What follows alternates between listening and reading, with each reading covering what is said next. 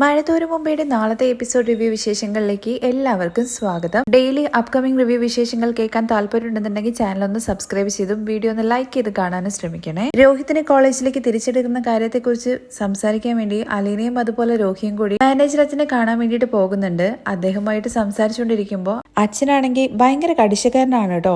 രോഹിയെ ഒരു രീതിയിലും ആ കോളേജിലേക്ക് തിരിച്ചെടുക്കാൻ വേണ്ടി പറ്റില്ല എന്നുള്ള ഉറച്ച തീരുമാനമാണ് അദ്ദേഹം പറയുന്നത്. ഒരു രീതിയിലും അച്ഛൻ അടുക്കുന്നില്ല എന്നുള്ള കാര്യം കാണുമ്പോൾ അവസാനമായിട്ട് നമ്മുടെ അലീന ഒരുപാട് കാര്യങ്ങൾ പറയുന്നുണ്ട്. ആദ്യം തന്നെ അച്ഛനായതുകൊണ്ട് കുറച്ച് മനുഷ്യത്വം ഉണ്ടാവുമെന്ന് വിചാരിച്ചിട്ടാണ് ഞങ്ങൾ അച്ഛനെ കാണാൻ വേണ്ടി വന്നത്, സോറി എന്നൊക്കെ പറയുന്നുണ്ട് കേട്ടോ. ഇത് കേട്ട അച്ഛനാണെങ്കിൽ എനിക്ക് മനുഷ്യത്വം മാത്രം നോക്കിയാൽ പോരാ, ഒരു എഞ്ചിനീയറിംഗ് കോളേജിന്റെ മാനേജറാണ്, എനിക്ക് ആ കസ്റ്റമറോട് കുറച്ച് ഉത്തരവാദിത്വമൊക്കെ ഉണ്ട് എന്നൊക്കെയാണ് കേട്ടോ സംസാരിക്കുന്നത്. അച്ഛനെ കാര്യങ്ങളൊക്കെ പറയുന്നത് ഭയങ്കര ദേഷ്യപ്പെട്ടുകൊണ്ട് തന്നെയാണ് കേട്ടോ. അതുകൊണ്ട് തന്നെ അലീനയ്ക്ക് ഭയങ്കരമായിട്ട് സങ്കടമാകുന്നുണ്ട്. അലീന തനിക്ക് വേണ്ടിയിട്ട് ഇത്രയും അച്ഛന്റെ മുമ്പിൽ താഴ്ന്ന് സംസാരിക്കുന്നത് കാണുമ്പോൾ അത് രോഹിക്കും ഒട്ടും സഹിക്കാൻ വേണ്ടി പറ്റുന്നില്ല കേട്ടോ. അവിടെ വെച്ചിരിക്കുന്ന ഈശോയുടെ രൂപത്തിന്റെ മുഖത്തേക്ക് നോക്കിക്കൊണ്ടാണ് അലീന കരഞ്ഞോണ്ടിരിക്കുന്നത്. കണ്ണെല്ലാം തുടച്ചിട്ട് വീണ്ടും അച്ഛന്റെ നേർക്ക് തിരിഞ്ഞുകൊണ്ട് അലീന പറയുന്നുണ്ട്, ദൈവത്തിന്റെ കസേരയേക്കാളും വലുതാണോ അച്ഛന്റെ ഈ കസേര? അതുപോലെ തന്നെ ഈശോയുടെ മേലങ്കിയേക്കാൾ വലുതാണോ അച്ഛനിട്ടിരിക്കുന്ന അച്ഛന്റെ ഈ കുപ്പായം? ഈശോയുടെ അടുത്ത് പാപികൾക്കും അതുപോലെ രോഗികൾക്കുമായിരുന്നു മുൻഗണന.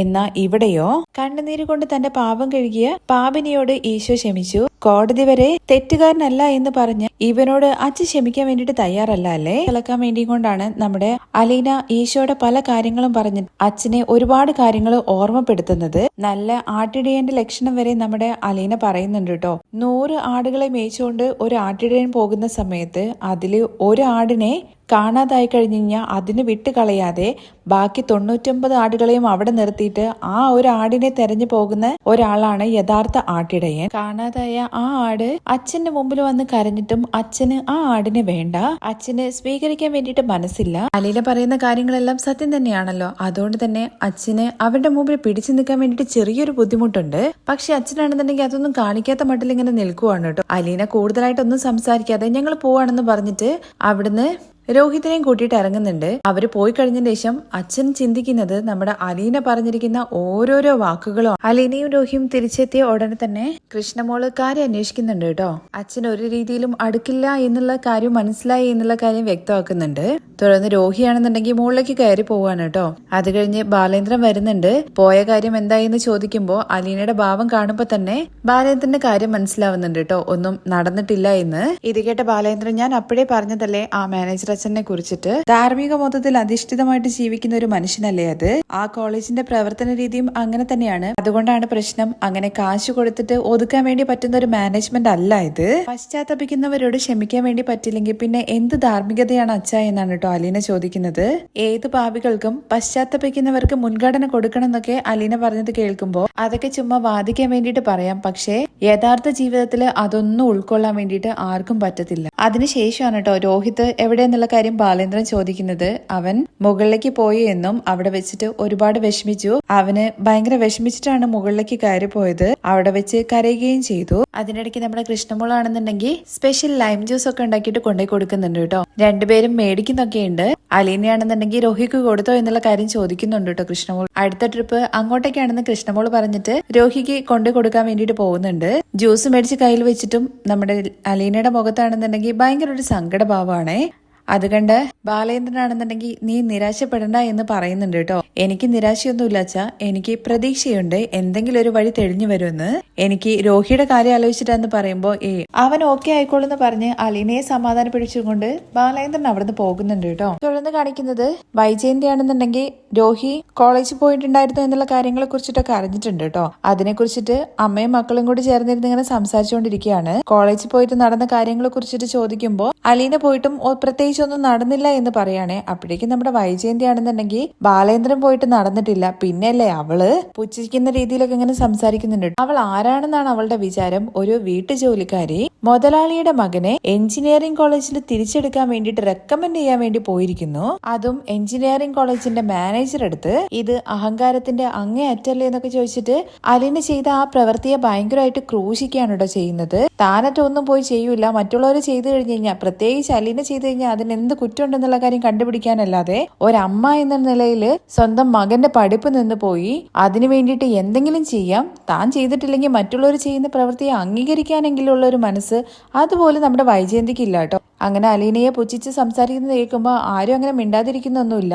അമ്മ അങ്ങനെയൊന്നും പറയരുത്, അലീന ചേച്ചി എനിക്ക് വേണ്ടിയിട്ട് അവിടെ ചെന്ന് കരഞ്ഞു വരെ പറഞ്ഞു. അത്ര പോലും അമ്മ തനിക്ക് വേണ്ടിയിട്ട് ഒന്നും ചെയ്തില്ലല്ലോ എന്നൊക്കെ തിരിച്ച് രോഹി ചോദിക്കുന്നുണ്ട് കേട്ടോ. അതേസമയം നമ്മുടെ ബബിതയാണെന്നുണ്ടെങ്കിൽ താൻ കോളേജിൽ വീണ്ടും പോയ സമയത്ത് അവിടുത്തെ സ്റ്റുഡന്റ് തന്നെ കളിയാക്കിയ സമയത്ത് അലീന ചേച്ചി അവരുടെ അടുത്ത് എതിർത്ത് സംസാരിച്ചതിനെ കുറിച്ചും ഒക്കെ പറയുന്നുണ്ട് കേട്ടോ. നിങ്ങളെല്ലാവരും അവളുടെ പക്ഷത്താണല്ലോ, അല്ലെങ്കിലും ഞാൻ പറയുന്നതൊന്നും നിങ്ങൾക്ക് ഒട്ടും മനസ്സിലാവില്ല. നിങ്ങളെ എല്ലാവരും അവളുടെ വശത്താക്കാൻ വേണ്ടിയിട്ട് കൈവശം തന്നിരിക്കുകയല്ലേ എന്നൊക്കെ പറഞ്ഞിട്ട് അലീനയെ സപ്പോർട്ട് ചെയ്തുകൊണ്ട് സംസാരിക്കുന്നത് കേൾക്കും നമ്മുടെ വൈജയന്തിക്കാണെങ്കിൽ ഒട്ടും ഇഷ്ടപ്പെടാതെ അവരുടെ ഇടയിൽ നിന്ന് എഴുന്നേറ്റ് പോവുകയാണ് കേട്ടോ ചെയ്യുന്നത്. അത് കഴിഞ്ഞ് കാണിക്കുന്നത് മാമച്ചന്റെയും അതുപോലെ തന്നെ ഗ്രേസിയുടെയും വീട്ടിലാണ് കേട്ടോ. രാത്രിയില് മദ്യപിച്ച് ടോണി വീട്ടിലെത്തുന്നുണ്ട്, അതും പെരും മഴയത്ത്.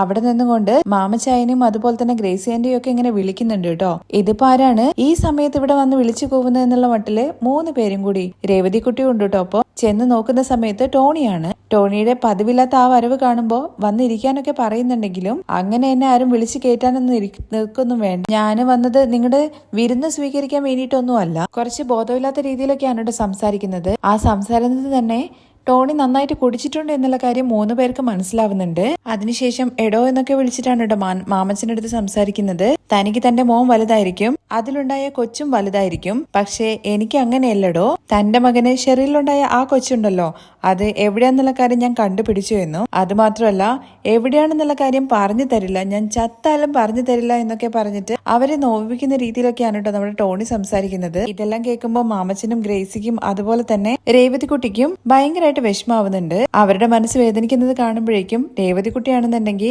എന്തൊക്കെയാ ടോണി ചായയെ വിളിച്ചു പറയുന്നത്, നിങ്ങളെ ഇപ്പോ സംസാരിക്കാൻ പറ്റിയ ഒരു അവസ്ഥയിലല്ല നിങ്ങളുള്ളത്, നമുക്ക് പിന്നീട് ഇതിനെക്കുറിച്ച് സംസാരിക്കാം എന്നൊക്കെ പറഞ്ഞിട്ട് രേവതിക്കുട്ടി അവിടുന്ന് പറഞ്ഞയക്കാനാണ് ശ്രമിക്കുന്നത്. കാരണം മാമച്ചനും അതുപോലെ തന്നെ ഗ്രേസിക്കും വയ്യാത്തതാണല്ലോ. മാമച്ചന് ഓൾറെഡി ഒരു അറ്റാക്ക് വന്നതുമാണ്. ഇനി കൂടുതലായിട്ട് ഇതിനെക്കുറിച്ച് എന്തെങ്കിലും അറിഞ്ഞ് ഇങ്ങനത്തെ രീതിയിലൊക്കെ സംസാരം കേട്ട് കഴിഞ്ഞു കഴിഞ്ഞാൽ അവരുടെ മനസ്സും വേദനിക്കും എന്നുള്ള കാര്യം മനസ്സിലാക്കിക്കൊണ്ട് രേവതിക്കുട്ടിയാണെന്നുണ്ടെങ്കിൽ അവിടുന്ന് പറഞ്ഞു വിടാൻ വേണ്ടിയിട്ട് നോക്കുവാണ്.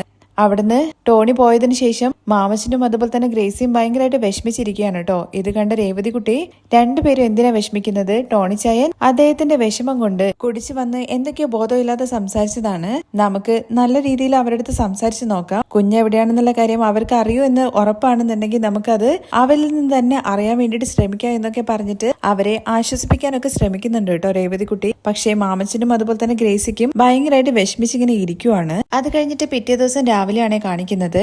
ബാലചന്ദ്രന്റെ ഫോണിലേക്ക് ഒരു കോള് വരുന്നുണ്ട്. കോള് വന്നിരിക്കുന്നത് മറ്റെവിടുന്നുമല്ല കേട്ടോ, രോഹിത്തിന്റെ കോളേജിൽ നിന്ന് തന്നെയാണ്. അലീന ഇന്നലെ പറഞ്ഞിട്ടുണ്ടായിരുന്നല്ലോ തനിക്ക് ചെറിയൊരു പ്രതീക്ഷ ഉണ്ട് എന്ന്. ആ പ്രതീക്ഷയ്ക്ക് ഫലം കാണുവാണ് ചെയ്തിരിക്കുന്നത്. രോഹിത്തിന്റെ അടുത്ത് കോളേജിലേക്ക് വരാൻ വേണ്ടി പറഞ്ഞുകൊണ്ട് മാനേജർ അച്ഛൻ തന്നെയായിരുന്നു നമ്മുടെ ബാലേന്ദ്രനെ വിളിച്ചിട്ടുണ്ടായിരുന്നത്. അച്ഛന്റെ ആ വിളിയിൽ തന്നെ ഒരു പോസിറ്റീവായിട്ടുള്ള കാര്യം നടക്കാൻ വേണ്ടി പോകുന്നു എന്നുള്ളൊരു പ്രതീക്ഷയും നമ്മുടെ ബാലേന്ദ്രന് വരുവാണ്. ഫോൺ വെച്ചതിന് ശേഷം അലീനയുടെ അടുത്തും അതുപോലെ തന്നെ രോഹിയുടെ അടുത്തും ചെന്ന് പറയുന്നുണ്ട് കോളേജിൽ നിന്നും മാനേജർ അച്ഛൻ വിളിച്ചിട്ടുണ്ടായിരുന്നു എന്നും ഇന്ന് തന്നെ രോഹിയുടെ അടുത്ത് കോളേജിലേക്ക് ചെല്ലാൻ വേണ്ടിയിട്ടാണ് പറഞ്ഞിരിക്കുന്നത് എന്നുള്ള ആ ഒരു സന്തോഷ വാർത്ത അറിയിക്കുകയാണേ. ഞാൻ പറഞ്ഞില്ലേ അച്ഛാ എനിക്ക് ചെറിയ പ്രതീക്ഷയുണ്ട് എന്നുള്ള കാര്യം. ദൈവം അങ്ങനെ നമ്മളെ കൈ ഒഴിയില്ല.